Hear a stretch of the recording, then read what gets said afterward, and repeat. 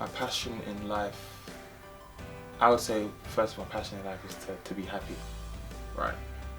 Another passion of mine is communication.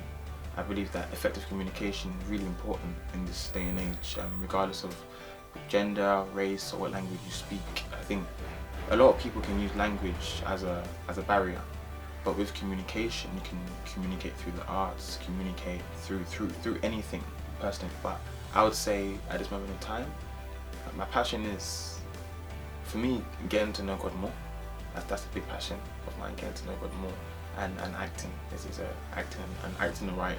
To create, essentially, is a passion of mine, to create.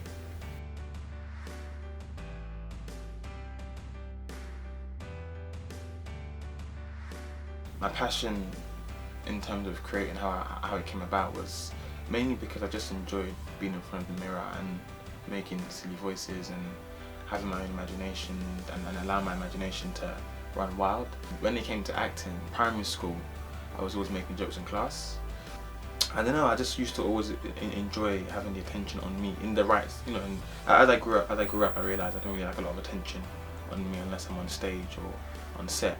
When I was in year 5, I got called to be in a play called Robin Hood, and I was playing the snake, kind of funny character, and I just enjoyed the whole process of just learning my lines, putting on costume, like adopting another persona. It was just amazing. In secondary school, I picked it as one of my chosen subjects.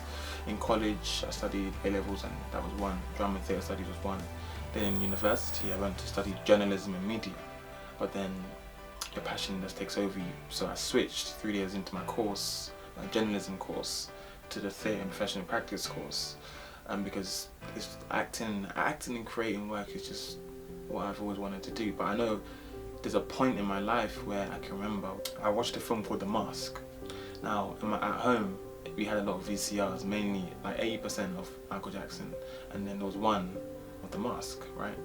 So I watched it when I was around 9 or 10, and I remember watching it, thinking, this is fantastic, this is great. I was just always laughing. My cousins would come over, we would just watch it.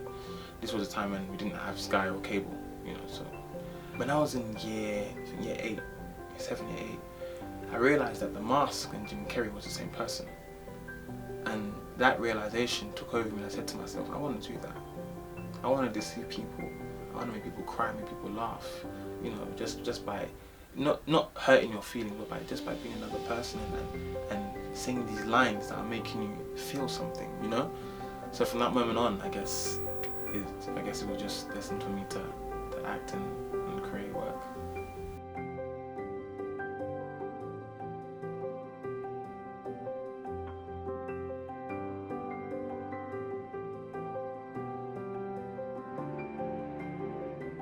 The hardest thing about discovering my passion was probably,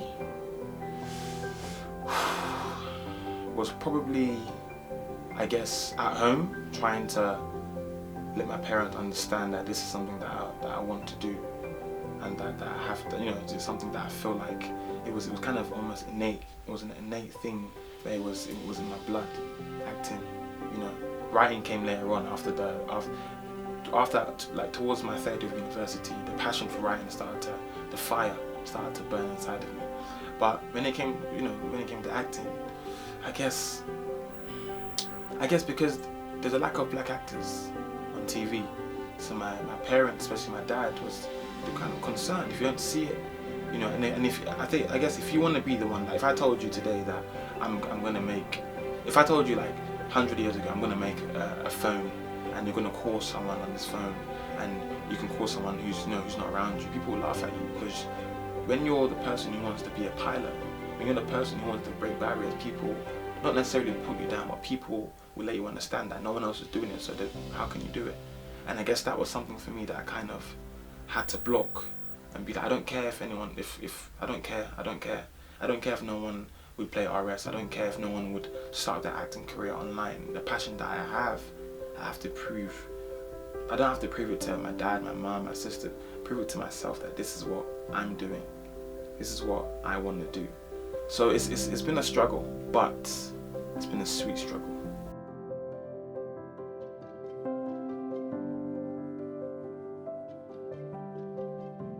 How did I remain hopeful that I was on the right path? That's a very good question.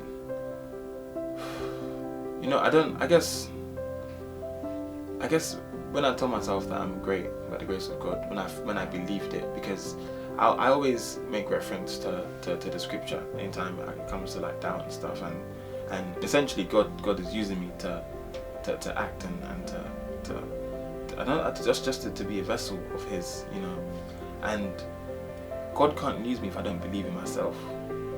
Essentially, you know, I can believe in God, which I do, and a lot of people do, but I guess you can have hope and faith, but if you genuinely don't believe in yourself, then there's nothing you can do. So there was a point where I said to myself, you know what, I'm going to be great. I'm going to go around the world and act, and people will see what I'm doing, and I'm going to talk to people and share my passion, and essentially what I want to do is just let people know who I am, and let people know that it's not me, that it's God that's essentially using me. You know, I had to believe in myself that, you know, I'm great at what I do by the grace of God. I feel like the qualities that have gotten me through my journey as an actor and a creative is, one is it's improvisation. I'm a big believer in improvisation and feeling. I have a motto about don't play it, feel it. You know, so if someone dies, automatically everyone will play the but some people might be like, just laugh. And if it's true to your character, I'm gone, I'm cool. That's what I love people like Leonardo DiCaprio, who feels it every single time. It's truthful. And good old Denzel, you know, who he may be Denzel in every film, however, his characters feel every single emotion. You know, and I've tried to adopt that through improvisation, and just not playing an emotion. You know, that's why I believe RS, for example, in the documentary, if he played the clown, it wouldn't be funny. But he feels everything that he's going through. But the way he shows it is very different. A quality for me, for example, so the whole documentary, for example, Terrell, myself, made it, and Ray, who was our DOP, made it for like £3, 2 episodes, right? £3. Now, I would say this to young people who are like, oh, I want to make something like that, bro. What should I do? But I ain't got enough money. I'm like, no, don't let money motivate your success. Don't allow money to tell you what you can and can't do. There's ways, you know. Money does not motivate the jobs that I get. However, there's a thing called wisdom. And wisdom lets me understand that if I get cast, for an example, for, let's say in a film, like let's say I get cast in Transformers as one of the leads, and you want to pay me £5,000. No, I'm not going to take you. And if the person says, I thought money don't motivate you, does it motivate you, bro? There's a thing called wisdom. You know your worth. Know your worth. That's what I would say. Do not allow money to motivate your job. You know, everyone is different. I'm young, so maybe I can say this. Maybe when I'm like 35 with kids, I'll be doing adverts, God forbid, but who knows. But what I'm trying to say is, do not allow money to steer you in which direction to go. Let it be the work, you know. But at the same time, have wisdom and understand that you as yourself, you're a product. And it shouldn't be so easy to be, you know, when people want to have access to you, it shouldn't be so easy and say yes, yes, yes. Sit down, relax, and try and negotiate. When my dreams were becoming a reality, the final moment for me was when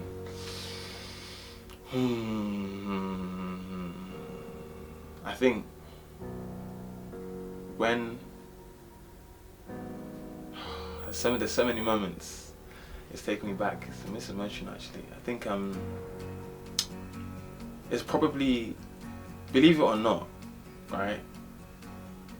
My graduation at Coventry University was something that's I don't know why that, you know, people are expecting me to say whole documentary when we went to the or fire in the booth, but when I graduated from uni last year in June 2015, remember I graduated in November, sorry, but I finished uni in June. When I graduated last year in November, I remember I was in my room, my sister's accommodation, so I was getting ready and stuff, and my older sister came, my parents came, and then we were praying, my sister was praying for me, and then it was just a flashback of it. She was saying something in a prayer. I can't remember what she was saying. You know, she doesn't pray for long, like Mary. She was just praying, you know. And then she said something along the lines of, a king is born, and she doesn't, like, in the prayer, subconsciously just talking about everything that I did that year. Because 2015 was the year that implemented my career, essentially. And when she was praying for me, I just started crying. And it was like, I'm actually doing this. Do you know what I mean? It was like, I'm actually,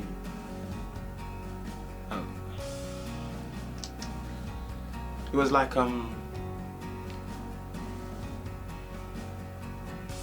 it's hard to explain, you know what I mean? But it was like, I've had this desire to act from a young age, and I'm doing it. There's not more I can say. I'm just overwhelmed. It's like I'm doing what I wanted to do. I've had a desire. I believe God plants desires in people, but some people don't chase it.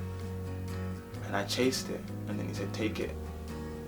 You're gonna use your gift to let people know about me, essentially." You know. And that was an emotional moment for me when she just prayed for me.